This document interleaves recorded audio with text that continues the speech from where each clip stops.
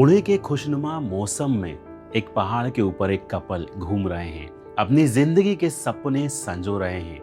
उनकी सगाई अभी अभी कुछ दिन पहले हुई है, घूम रहे हैं, अपना बर्थडे सेलिब्रेशन कर रहे हैं। लेकिन उस व्यक्ति को, उस आदमी को क्या पता था जिसने अभी अभी कुछ दिनों पहले जवानी की दहलीज पर कदम रखा है। वो अपनी होने वाली पत्नी के साथ वहां पर बर्थडे सेलिब्रेशन करने आया। क्या उसे पता था कि वो दिन उसकी जिंदगी का आखिरी दिन होगा? क्या उसे पता था कि वो जन्मदिन उसकी जिंदगी का आखिरी जन्मदिन होगा? दोस्तों, आज सुनाने जा रहे हैं हम सबसे चर्चित मामले को, जो कि पुणे का हत्याकांड है, जिसमें केतन नाम के एक व्यक्ति को उसकी होने वाली पत्नी ने धक्का देकर उसकी हत्या कर दी। फिलहाल ये मामला कोर्ट में है। अभी ये नहीं बताया जा सकता कि उसकी हत्या है या हादसा है, और कई तरह के हजारों वीडियोस इन पे आ चुके हैं। और आज हम हमारे इस वीडियो में आपको सब कुछ बताएंगे, परत दर परत सारे रहस्य हम आपको खोलेंगे, और साथ ही साथ ये भी बताएंगे कि यहाँ पर आपको क्या समझदारी दिखानी चाहिए। दोस्तों, बने रहिए हमारे वीडियो में, क्योंकि ये वो दिन था जिस दिन केतन का जन्मदिन था या उसकी मौत थी।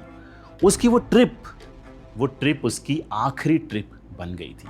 दोस्तों, केतन एक करोड़पति व्यापारी के घर जन्मा था, जिसके यहाँ पर पैसों की कोई कमी नहीं थी। कहा जाता है कि 17 करोड़ रुपए वो सिर्फ उनकी शादी में लगाने वाले थे। ऐसे महल नुमा उन्होंने शादी का गार्डन किया था, और 1 करोड़ रुपए तो उसने अपनी होने वाली पत्नी को सिर्फ यूं ही दे दिए थे कि आप खर्च करके आ जाओ। 16 जून को जब केतन का बर्थडे था, तो सिया ने उसको मनाया कि क्यों ना हम तुम्हारा बर्थडे लोहगढ़ किले पर मनाने चले। लोहगढ़ फोर्ट एक बहुत ही फेमस फोर्ट है पुणे में, और पुणे के आसपास के जो लोग रहते हैं वो इस लोहगढ़ किले के बारे में जानते हैं। जब हम वहाँ पर पीक पर पहुँचते हैं तो वहाँ से जब नीचे देखा जाता है तो 400 फीट की एक गहरी खाई है। कई सारे लोग वहाँ पर जाते हैं घूमने के लिए। लेकिन दोस्तों, जिस दिन केतन और सिया वहाँ पर गए तो वहाँ पर कोई भी नहीं था। ये 2 ही शख्स थे। सिया ने मनाया कि क्यों ना हम आपका बर्थडे मनाने लोहगढ़ फोर्ट चले। दोस्तों, लेकिन होने को कुछ और ही मंजूर था।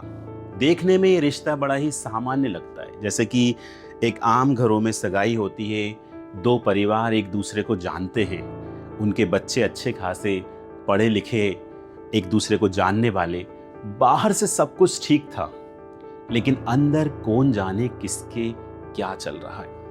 सिया के अंदर ऐसी प्लानिंग चल रही थी कि मुझे इस व्यक्ति को मारना है। अगर ये ऐसे मरा तो ठीक है, नहीं मरा तो दूसरी प्लानिंग, अगर उससे भी नहीं मरा तो तीसरी प्लानिंग। आप सोच सकते हो दोस्तों कि एक पढ़ी लिखी घर में पढ़े लिखे परिवार की लड़की ऐसा भी सोच सकती है। आखिर क्या कसूर था उस केतन का?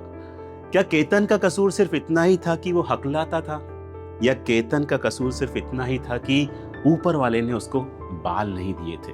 उसको कहीं ना कहीं गंजापन था और वो बिग लगाता था। अगर उसको ये परेशानी थी रिया को, तो वो कह सकती थी कि मुझे तुमसे शादी नहीं करनी है। दोस्तों, 16 जून को ये कहानी शुरू होती है। एंगेजमेंट के बाद केतन और सिया जाते हैं। उन्हीं दिनों उनकी वेडिंग की प्रिपरेशन भी चल रही थी, शादी की तैयारियां भी चल रही थी।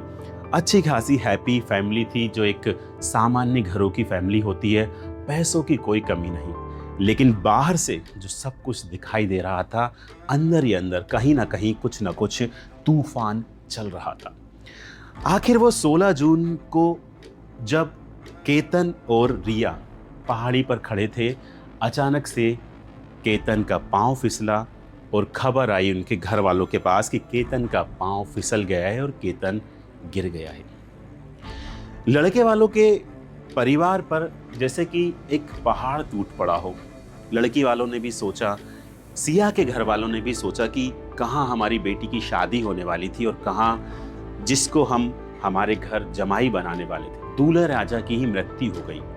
आप सोच के देखिए, वो कल्पना करके देखिए कि जिस घर में शादी की शहनाई बजने वाली हो और वहां पर इस तरह का मातम आया। दोनों बर्थडे ट्रिप पर गए, अचानक से खबर आई कि केतन वहां से गिर गया है। सारे परिवार के लोग इकट्ठे हुए, लोहगढ़ फोर्ट में 400 फीट की खाई से वहां पर गिरना उसको बताया गया। ये सब कुछ सामान्य था, जैसे रीति रिवाज होते हैं, सारी चीजें चलते गए। लेकिन कहीं ना कहीं केतन के पिता को और केतन के घर वालों को एक डाउट हुआ, क्योंकि केतन कहीं ना कहीं ट्रेकिंग करता था, इस तरह की पहाड़ी वाली जगह पर जाता रहता था। उन्होंने पुलिस में कंप्लेंट दर्ज कराई, इन्वेस्टिगेशन हुआ।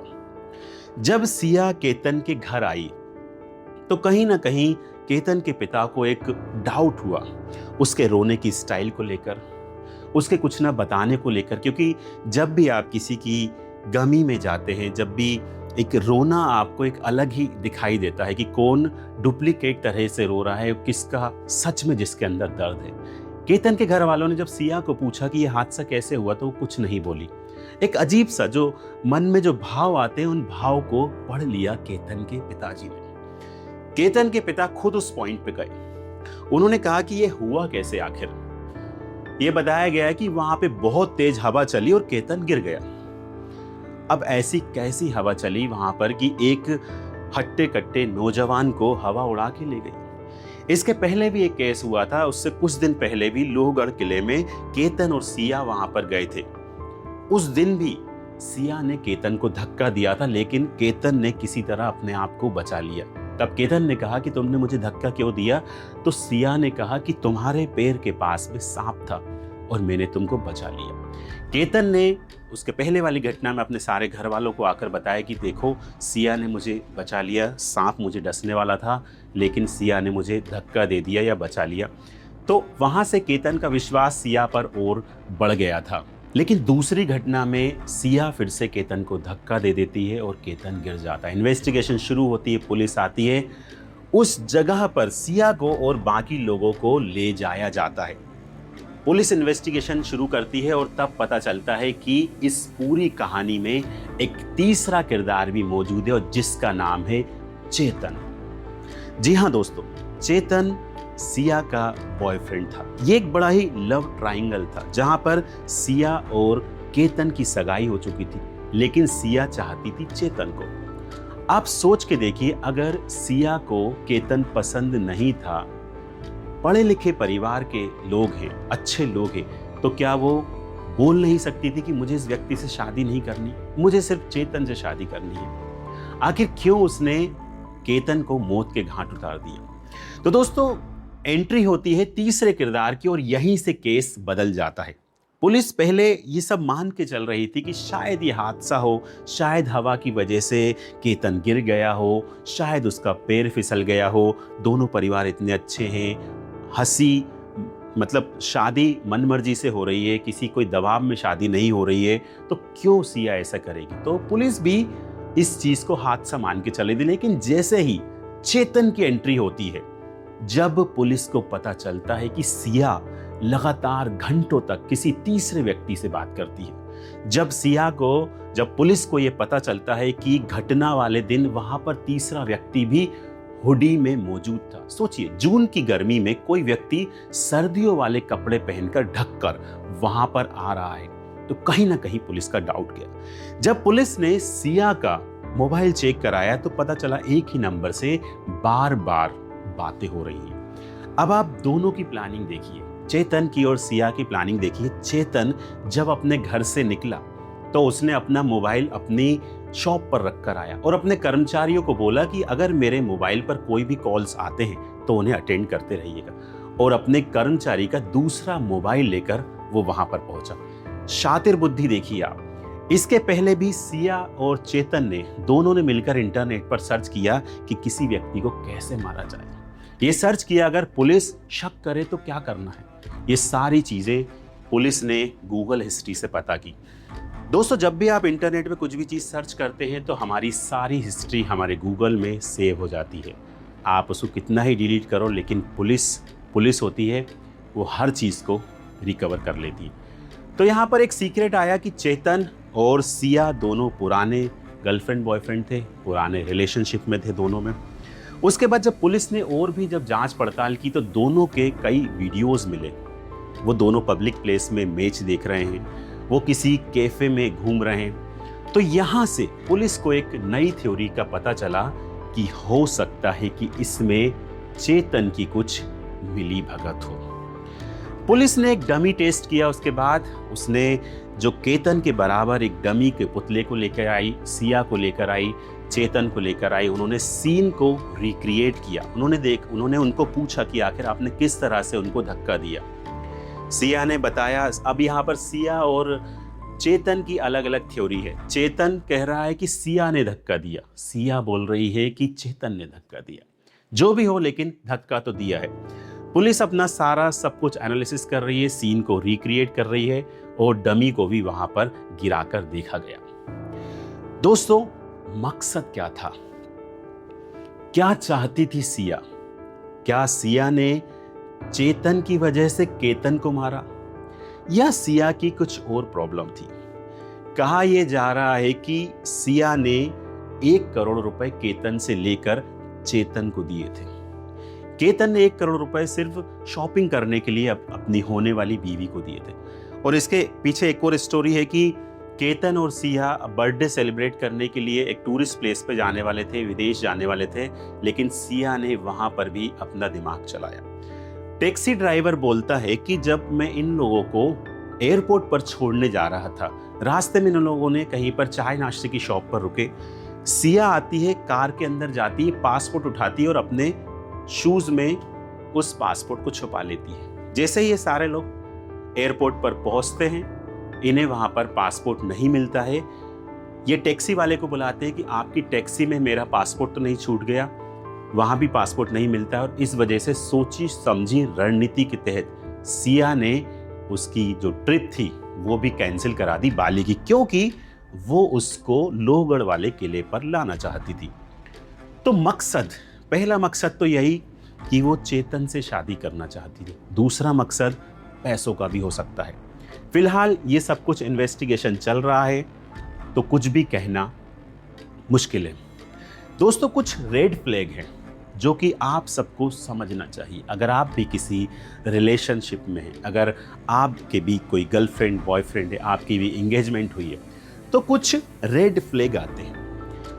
क्या केतन ने या केतन के घर वालों ने इस बात पर ध्यान नहीं दिया कि कहीं ना कहीं जब ये पहले लोहगढ़ किले पर केतन को लेकर गई, वहां पर उसने धक्का दिया, तो हमको दोबारा हमारे बच्चे को वहां नहीं भेजना चाहिए या केतन को वहां नहीं जाना चाहिए? क्या उनको ये महसूस नहीं करना चाहिए था कि इस लड़की की वजह से ये कहीं ना कहीं बाली की ट्रिप कैंसिल हुई?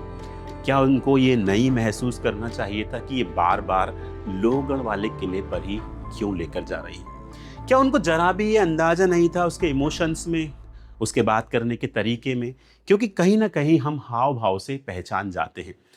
क्या इतनी बड़ी फैमिली है, करोड़पति अरबपति फैमिली है, क्या उन्होंने कहीं से भी उसका कैरेक्टर या इन्वेस्टिगेशन नहीं पता करवाया? क्या उससे बात करने की कोशिश नहीं की? क्या तुम्हारा कोई हिडन सीक्रेट्स है, तुम्हारे कोई बॉयफ्रेंड है, कोई रिलेशनशिप में है, तुम इस रिश्ते से खुश हो या नहीं?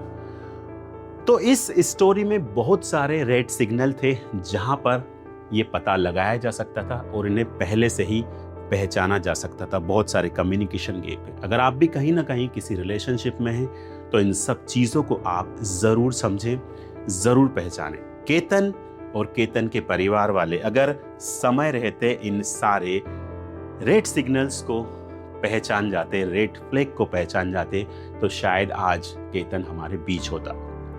दोस्तों, कुछ लेसन्स निकल कर आते हैं इस रियल स्टोरी से, बहुत सारे।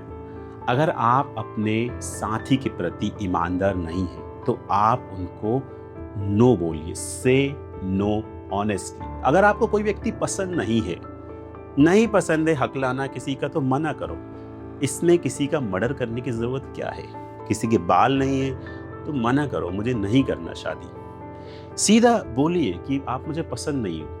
कितने सारे हमारे पास ऐसे केसेस आ रहे हैं जहां पर कोई किसी को नीले ड्रम में मार देता है। कितने सारे लव ट्रायंगल आ रहे हैं। ये पता नहीं चीज़ें कहां से कहां पहुंच रही हैं। आप हमेशा अपने रिलेशनशिप के बीच में जितने भी रेड फ्लैग्स हैं उनको पहचानिए। कहीं ना कहीं आप ऑब्जर्व करते रहिए। कम्युनिकेशन गैप नहीं होना चाहिए। आप सोच के देखिए, दोनों के बीच में रिलेशनशिप थे, दोनों की इंगेजमेंट हो गई थी, लेकिन पुलिस ने जब रिकॉर्ड निकाला तो 3000 घंटों की बातचीत हुई है चेतन और सिया के बीच में। इतनी लंबी लंबी बातचीत हुई है, लेकिन ये बातें ना तो सिया के घर वालों को पता चली और ना ही केतन के घर वालों को।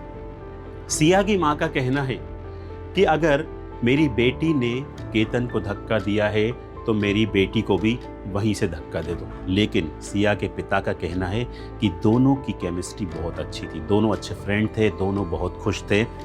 यहाँ पर ज़रूर कुछ और कहानी है। आप सोचिए, एक ही घर में माँ बाप के बयानों में कितना विरोधाभास है। माँ कहती है अगर इसने मर्डर किया है तो धक्का दे दो, लेकिन पिता कहते हैं कि नहीं, ऐसा कुछ नहीं है, मेरी बेटी बेकसूर है। फिलहाल ये सब चीज़ें चल रही हैं। तो ये सब लाइफ लेसन्स आपको रखना चाहिए। आपको अपने पार्टनर के साथ बिल्कुल कम्युनिकेशन गैप नहीं चलना चाहिए, ट्रस्ट, ऑनेस्टी होना चाहिए दोनों के बीच में, और जब भी ये सारी चीज़ें होना चाहिए। तो दोस्तों, इस वीडियो का सबसे बड़ा सवाल, क्या भरोसा करना आज इतना मुश्किल हो गया है?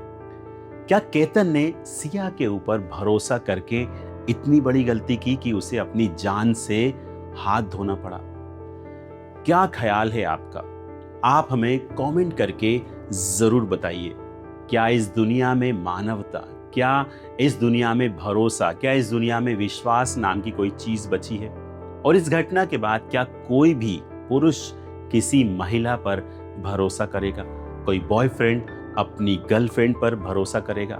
कोई पति अपनी पत्नी पर भरोसा करेगा? क्या कहना है, क्या विचार हैं आपके? हमें कमेंट करके जरूर बताइए। Thank you.